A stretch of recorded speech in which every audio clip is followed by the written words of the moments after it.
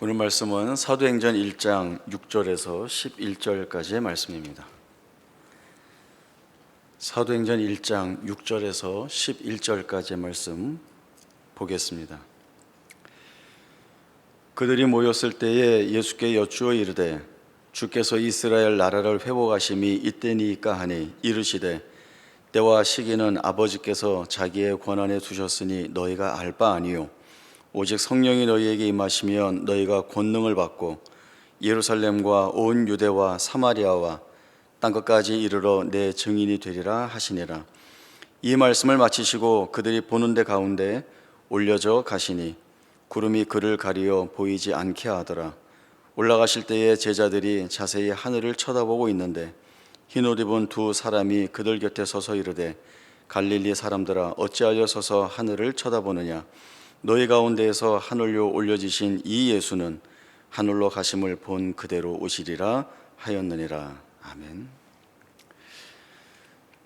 제자들이 예수님으로부터 부름받은 때부터 지금 부활하신 예수님을 만나고 있는 이 순간까지 놓지 못하고 붙들고 있었던 것이 있습니다. 그것은 여느 유대인들이 지니고 있는 메시아에 대한 생각입니다. 유대인들은 구약에 예언되어진 메시아가 오게 되면 그 메시아는 힘으로 세상을 정복하고 또 로마의 아래에 있는 이스라엘을 해방시킬 것이라는 믿음이 있었습니다. 예수님의 제자로 부름받았지만 태생적 유대인의 한계를 이 제자들도 뛰어넘지 못하고 있었고 또 수천 년간 이어온 그 유대인 자신들 안에 내재되어 있는 이러한 메시아 사상에 대해서 자유롭지 못했습니다. 사실 제자들은 충분히 혼란스러울 수 있습니다. 예수님께서 공생의 사역을 하실 때에 가장 가까이에서 본 예수님은 그 전하시는 말씀에 하늘의 권위가 있었고 또 병든 자를 고치시고 귀신을 쫓아내시고 바다 위를 걸으시거나 오병이어로 5천 명을 먹이시는 등의 놀라운 이적들을 행하시는 그 권능을 바라보면서 이 예수님이야말로 우리가 그동안 기다려온 메시아, 우리를 해방시키고 영광의 자리에 세워줄 메시아가 맞다라고 하는 생각을 하게 됩니다.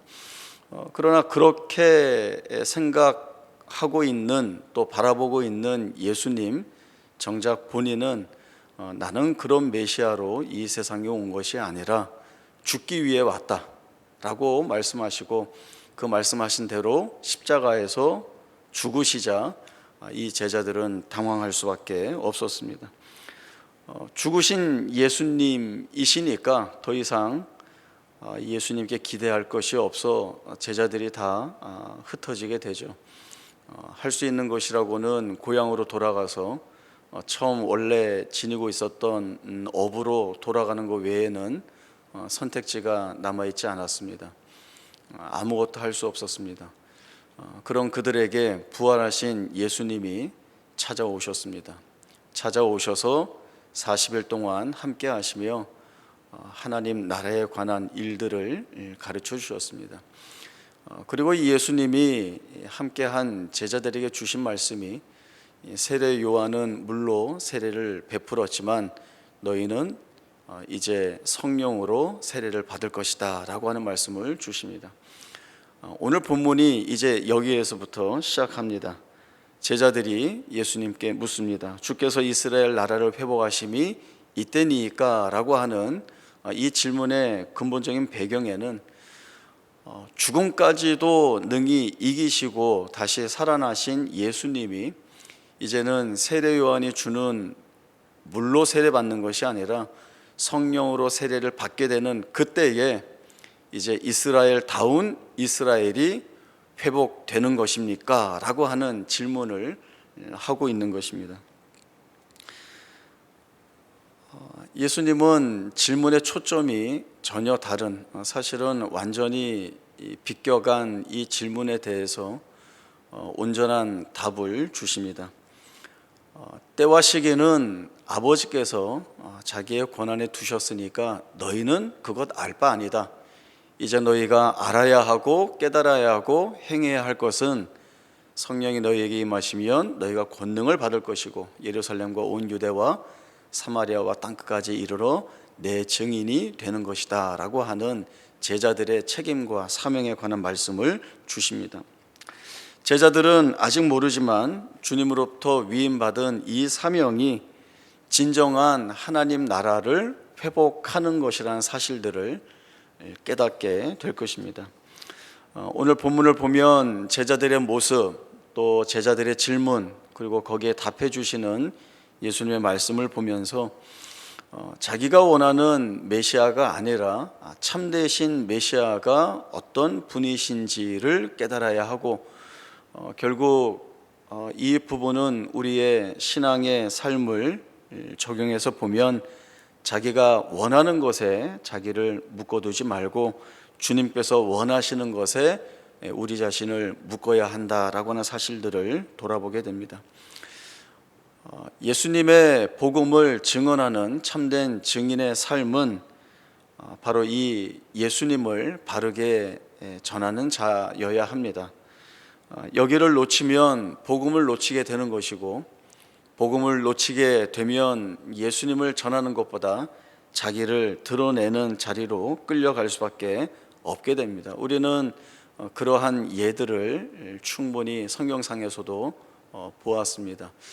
두 가지 사건을 말씀을 드리겠습니다. 하나는 예수님이 예루살렘으로 올라가시는데 사마리아를 통하여서 올라가고자 하십니다. 그래서 제자들을 사마리아에 미리 보내서 준비를 시키시는데, 사마리아 사람들은 예수님이 예루살렘으로 올라가기 위해 들르는 것이라 생각하여서 예수님의 방문을 거절하게 됩니다. 그때 야고보와 요한이 예수님 앞에 나와서 흥분해서 소리를 지르죠. 주여, 우리가 불을 명하여 하늘로부터 내려 저들을 멸하라 하시기를 원하십니까? 라고 하는 것입니다. 그러나 이런 말을 했다가 이 야고보와 요한은 주님으로부터 책망을 받습니다.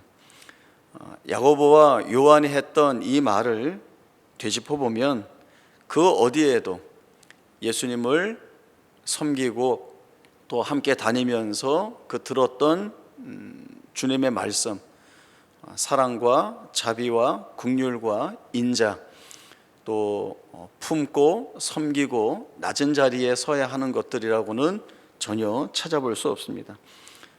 그저 여기에는 예수님과 자신들을 거부하고 반대하는 무리에 대한 분노와 증오 밖에는 없습니다. 또 하나는 스데반이 죽임을 당한 이후에 예루살렘 교회가 큰 핍박을 받게 됩니다. 사도회에는 모든 자들이 흩어지게 됩니다.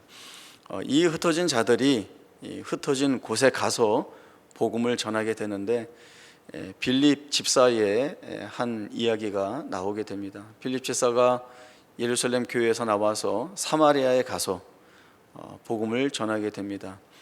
병자들을 고치고 귀신을 쫓아내자 많은 사람들이 기뻐하고 즐거워합니다.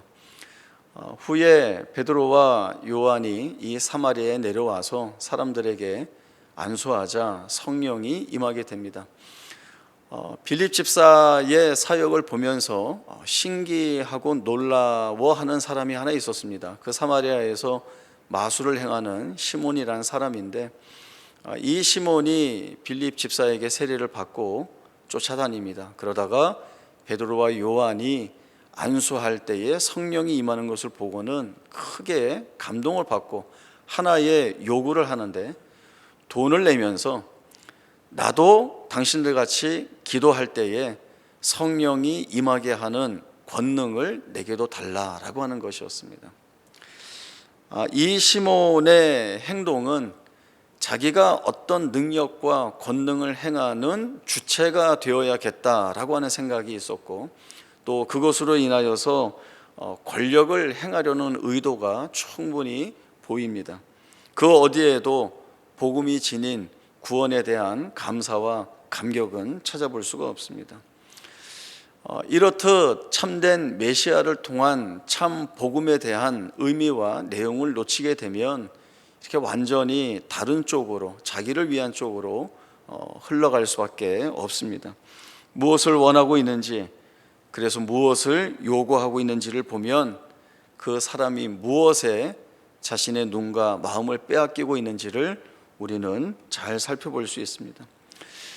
우리가 했던 기도들을 한번 돌아보면 좋겠습니다. 이런 식의 기도를 많이 하기도 했습니다. 하나님, 이거 해주시면 제가 이렇게 하겠습니다 라고 하는 기도죠.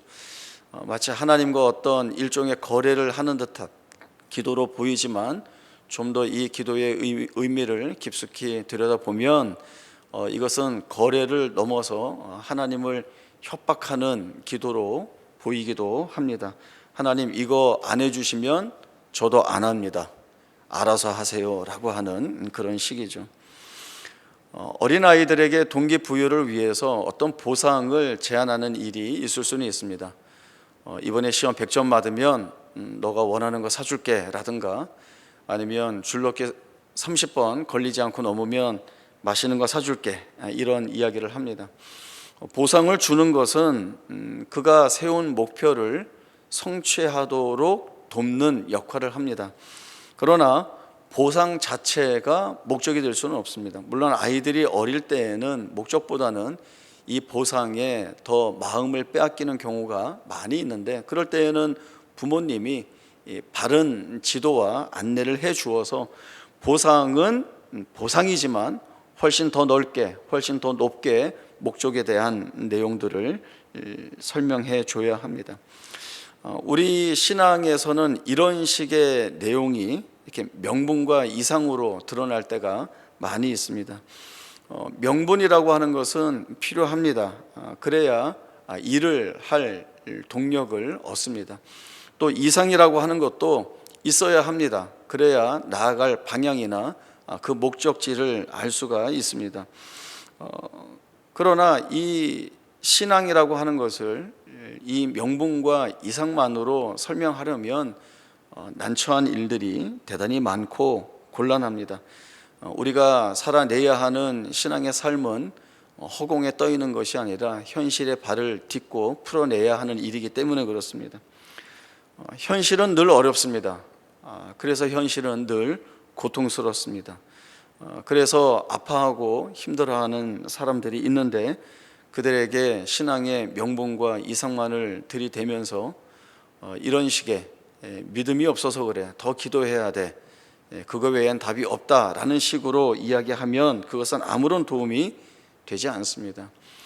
사실 교회 안에는 이런 명분론자 또 이상론자들이 많이 있습니다. 그러니까 어느 교회에서나 이런 식의 이야기들을 성도들이 많이 하고 있는 것을 보셨을 것입니다. 교회에는 사랑이 많아야 된다. 교회는 사회에서 소외되고 약자인 사람들을 도와야 한다. 그것이 사명이다. 또는 목사들은 좀 가난하고 청렴하게 살아야 된다라고 하는 말들이죠. 그러나 이런 이야기들이 이런 이야기로만 끝나지 않고 어떻게 바뀌어 가는가 하면, 우리 교회에는 사랑이 없어, 우리 교회는 너무 구제에 신경을 안 쓰는 것 같아, 우리 교회 목사님은 왜 그리 좋은 차를 타는지 모르겠어 라고 하는 비난 쪽으로밖에는 나오지 않습니다. 왜 비난을 하는가 하면, 비난하는 게 제일 쉽기 때문에 그렇습니다. 비난만 하면 되죠. 그러나 비난이 지니고 있는 더 큰 문제는 이 비난을 하느라 정작 그리고 반드시 해야 할 일을 하지 않게 된다는 것입니다. 제가 어렸을 때 두 아들을 앉혀놓고 아주 자주 반복해서 세뇌시키는 것 같은 말을 많이 했습니다. 그게 뭔가 하면, 둘을 앉혀놓고 이렇게 손가락도 빙빙 돌리면서 너희는 커서 아빠한테 오토바이를 사줘야 된다, 이런 일들이었습니다. 얼마나 제가 이야기를 많이 했으면 지나가다가 갑자기 애들한테 너 커서 뭐 해야 돼? 그러면 아빠 오토바이 사줘야 돼요, 이렇게 얘기할 정도입니다. 오토바이 타고 싶은 마음은 아직도 유효합니다. 그러나 제가 이제 이런 말을 하면 어떤 분들이 이런 반응을 드러낼 수도 있죠. 아니, 목사님이 무슨 오토바이를 탑니까? 라고 이야기를 합니다. 그러면 저도 지지 않고 왜 못합니까? 라고 이야기를 하겠죠. 그냥 지나갈 수도 있는 말이겠지만 이렇게 하면 더 좋지 않을까 싶습니다. 목사님 타시려면 조심히 타세요. 목사님 타실 때 사고 나지 않도록 제가 열심히 기도하겠습니다. 이러면 얼마나 감사하고 고맙고 기쁘고 즐겁습니까? 그러나 비난하는 것으로, 반대하는 것으로 끌고 가서 문제를 해결할 수는 없습니다. 현실을 길을 걷는 것이라고 이야기한다면 명분과 이상은 그 길을 걷지 않고 마치 하늘을 날아서 건너가는 것처럼 생각이 되어집니다. 길을 걷게 되면 좋은 길을 걸을 때도 있죠. 포장이 잘 되어 있거나 평탄 작업이 잘 되어 있는 길을 걸을 때에는 쉽고 또 편하게 갈 수 있습니다. 그러나 그런 길만 있지 않죠. 비포장되어 있어서 울퉁불퉁하거나 또 중간중간에 웅덩이가 패여 있어서 발에 걸려 넘어질 수도 있습니다. 또 너무나 가파른 길이어서 한 걸음 한 걸음 내딛기가 어려운 길들도 많이 있습니다. 그런 길을 가다 보면 힘들어 지쳐 쓰러지기도 하고 또 가기 힘들어 주저앉아 울기도 합니다. 그러나 그런 길을 걷지 않고 하늘에 떠서 날아가면서 왜 이 길을 쉽게 가지 못하느냐라고 말할 수는 없습니다. 그렇게 말한다면 그것은 그 길이 어떤 것인지 모르고 그리고 그 길을 가는 사람들의 형편과 마음을 모르는 것입니다. 제대로 질문해야 하고 제대로 된 답을 들어야 하고 그렇게 제대로 들은 답을 살아내야 하는 것이 우리 성도들의 삶입니다. 제자들은 예수님께 잘못된 질문을 했지만 예수님은 바른 답을 주셨습니다. 그 답은 제자들에게 힘과 은혜가 되는 답이 되었고 또 제자들이 감당해야 하는 일이 무엇인지 분명히 보여주시는 말씀이 되었습니다.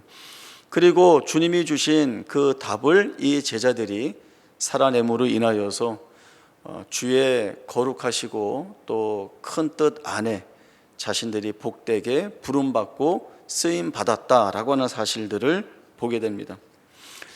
앞으로 계속 살펴보겠지만 사도 바울은 대단히 기독교 역사에서는 전무후무한 사람이라는 평을 우리가 많이 합니다. 훌륭한 사람이고 대단한 사람이죠. 사도 바울과 비교하거나 비견될 수 있다라는 생각을 우리 스스로가 하지 않습니다. 그의 훌륭함과 그 대단함이 그가 사역을 해 나가는 일에 부름받은 조건이고 이유라는 생각들을 해보게 됩니다. 그러나 우리가 사도 바울의 사역들을 말씀을 통해 살펴보면 사실 사도 바울이 어떤 인물이었고 또 그가 어떤 상황에서 그의 복음의 사역을 이루어 나갈 수 있었는지를 저희들이 보게 됩니다. 물론 사도 바울은 자랑할 것이 많이 있습니다. 다른 건 다 둘째 치더라도 그는 나면서부터 로마 시민권을 지닌 사람이었습니다.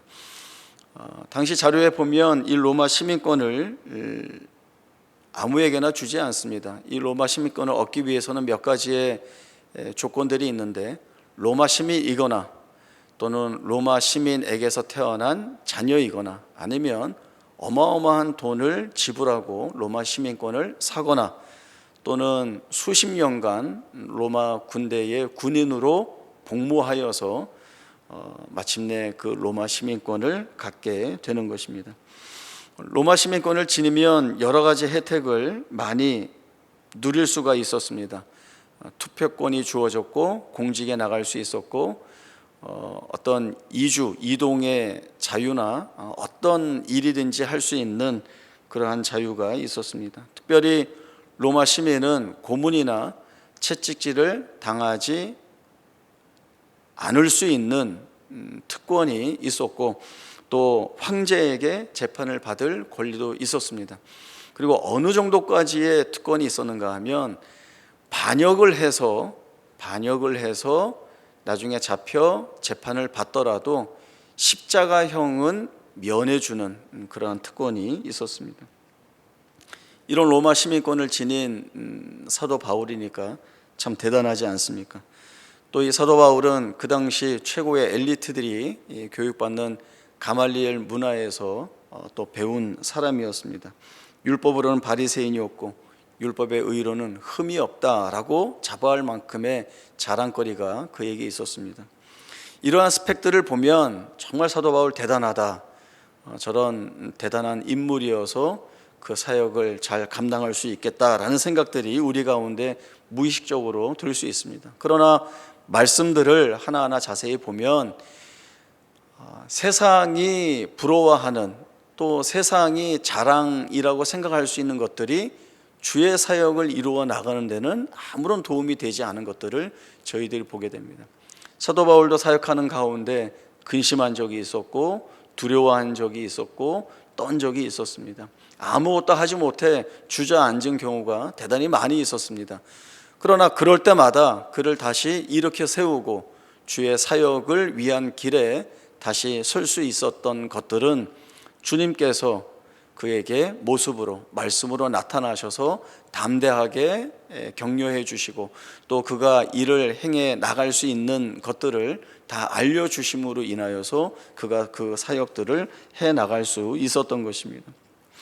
사도 바울이 만약에 항상 이적과 능력으로만 복음을 전한다고 한다면 물론 많은 사람들이 모여들기는 할 것입니다. 그러나 그 사람들이 주목하는 것은 사도 바울이 전하는 이적이나 능력이지 복음은 아니었을 것입니다. 이 사도 바울이 성령을 의지하여 사역을 하고 또 성령의 역사를 통하여 주를 고백하는 자들이 세움을 받을 때엔 바로 거기에 하나님의 구원의 놀라운 역사와 또 그 구원에 대한 감사와 또 감격이 또 기쁨과 즐거움이 충만케 될 것입니다. 제자들은 예수님이 나는 너희가 기대하는 메시아가 아니다, 나는 힘으로 세상을 뒤엎기 위해 온 메시아가 아니라 너희를 죄에서부터 구원하고 너희를 위하여 내 목숨을 대속물로 주기 위해 온 메시아다, 그 말씀하신 대로 가장 낮은 자리에서 그리고 가장 겸손하게 또 자기의 목숨을 내어주신 메시아로서의 모습을 보여주십니다.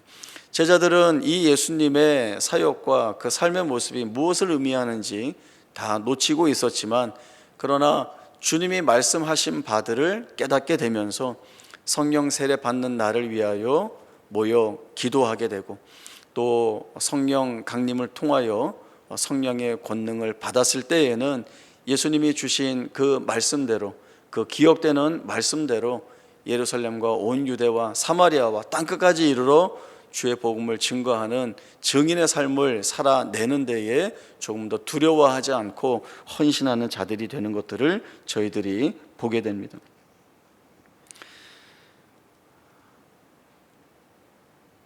예루살렘부터 로마까지 그리고 땅끝까지 전파되는 복음 사역의 길에는 예수님이 참 구주이시며 또 참 메시아이신 것을 믿었던 증인들의 모습, 바로 사도들의 헌신이 그 안에 담겨 있었습니다. 그들은 자신들이 지닌 능력과 실력들을 조건으로 삼지 않고 전적으로 오로지 성령을 통하여 통치하시고 인도하시는 주님께 매어 달렸습니다. 그 주님께 의지하는 것 아닌 곳으로는 복음의 삶을 살아낼 수가 없습니다. 주님께 의지하여서 행하는 것이 아니라고 한다면 그 어떠한 것도 성취할 수 없다는 것이 바로 사도들의 삶의 모습 속에서 우리들이 충분히 확인하고 볼 수 있는 내용입니다. 이러한 말씀들을 통하여서 우리가 오해하고 또 잘못 받아들이고 있는 예수님의 모습, 또 우리가 잘못 오용하여서 주님의 은혜가, 주님의 능력이 우리에게 임했을 때 우리가 가야 하는 방향을 잘못 잡는 자리에서 우리는 돌아서야 할 것입니다. 물론 예수님을 믿고 또 그 예수님이 우리에게 주시는 복들은 대단히 포괄적이고 포용적입니다. 이 생에서 우리가 누릴 복들이 있고 은혜들이 있습니다.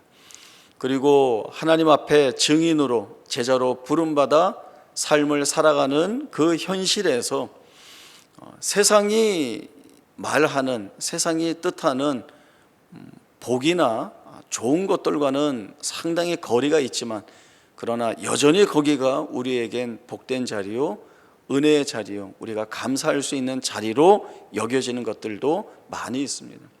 오히려 더 깊이 쫓아 들어가고 또 말씀에 대한 이해를 갖게 된다고 한다면 고난 속에서도 이 고난이 우리에게 주는 복이라는, 그리고 어떤 상처와 아픔이나 또 괴로움이 있다 할지라도, 시련이나 환난이 있다 할지라도 종래에는 결국에는 하나님이 복되게 만들어 내시는 그러한 여정과 과정으로 삼기에 그 모든 시간과 과정들이 우리에게 복으로 주어져 있다라고 하는 고백을 하는 자리에까지 하나님이 우리를 붙들어 가십니다. 우리가 기도하면서 얼마나 많은 눈물을 흘립니까? 가슴을 치면서 애통해합니까? 소리도 많이 지르고 또 전혀 해결되지 않을 것 같은 현실 앞에서 불안하고 염려해하는 것이 사실 우리가 지니고 있는 현실의 모습입니다. 제자들이 바라보는 모습이 바로 거기였죠. 믿고 따랐던 주님이 십자가에서 덜컥 돌아갔습니다. 죽으셨습니다. 이제는 다 끝났다라고 하는 것 외에는 아무것도 보이지 않는 자리에 있었습니다. 그러나 부활하신 주님이 찾아오셨고, 또 부활하신 주님이 찾아오셨는데도 여전히 자기가 붙들고 있는 것으로 이 예수를 이해하려고 했지만 결국에는 성령의 임하심, 그 성령의 권능을 받고 바꾸어 내시는 주의 능력들을 통하여 그들은 사도의 삶, 증인의 삶을 살아낼 수가 있었습니다. 바로 거기를 통과해 지나가도록 오늘도 주님은 성령을 통하여 우리의 삶 가운데에서 통치하시고 역사하시고 계시는 것입니다. 이 하나님, 이 주님의 일하심이 우리를 그 고난과 절망과 낙심 가운데 있지만 증인으로서의 바른 삶을 살아낼 수 있는 실력을 갖기에 충분한 자들로 만들어내신다는 것, 이것은 우리가 지니고 있는 세상의 조건이 아니라 주님이 우리에게 덧붙여 주신 하나님 나라의 시민된, 그리고 주의 제자된, 거룩한 교회의 성도된 자들에게 주어진 조건으로 이루어지는 일들이라는 것들을 저희들은 놓쳐서는 안 됩니다. 주께서 가신 그 십자가의 길을 우리에게 가장 복된 길로 말씀하시며 쫓아오시라 하셨습니다. 누구든지 나를 따라오려거든 자기를 부인하고 자기 십자가를 지고 나를 쫓을 것이니라 말씀하셨습니다. 주를 쫓는 길에 있어서 제일 중요한 것은 자기를 부인하고 자기 십자가를 지는 것입니다. 자기를 부인하지 않고 자기 십자가를 지지 않고 예수를 쫓는다라고 말하는 것은 질문을 잘못 던지고 있는 제자들과 같이 전혀 다른 길에 서 있는 것입니다. 다른 길에 서 있어서는 복음의 진수, 그 복음이 지니고 있는 진정한 능력과 은혜들이 흘러나올 수가 없습니다.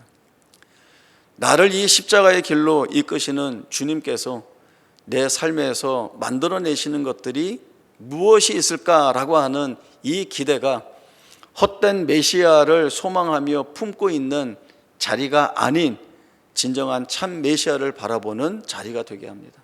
바로 이 자리로 우리를 부르고 계십니다.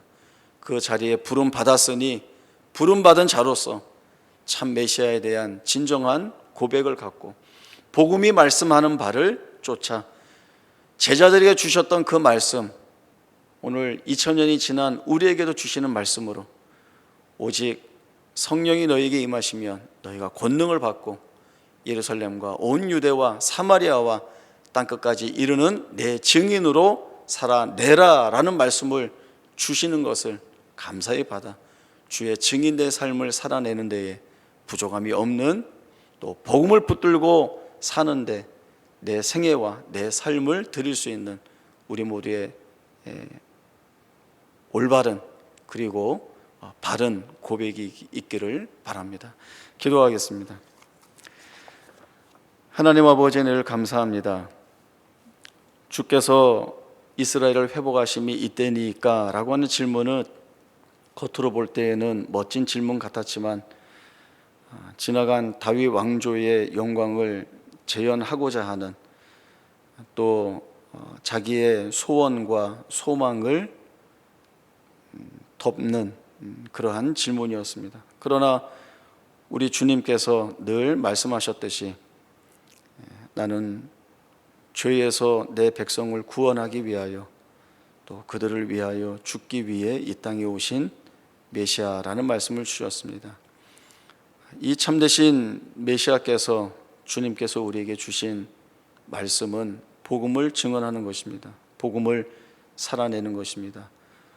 헛된 우리의 욕심과 욕망에 휘둘리지 않고 주님께서 주신 이 순전한 명령에 순종할 수 있는 저희들이 되게 하여 주시어서 땅끝까지 이르러 주의 증인으로 살아내는 데에 부족함이 없는 저희가 되게 하시고, 이 길을 걷는 것들이 우리의 실력과 자랑에 있는 것이 아니라 성령 충만함을 받으며 성령을 통하여 통치하시는 예수를 의지하는 길임을 알아 그 복된 길 붙들고 주신 말씀 감사히 살아내는 우리 모두가 되게 하여 주옵소서.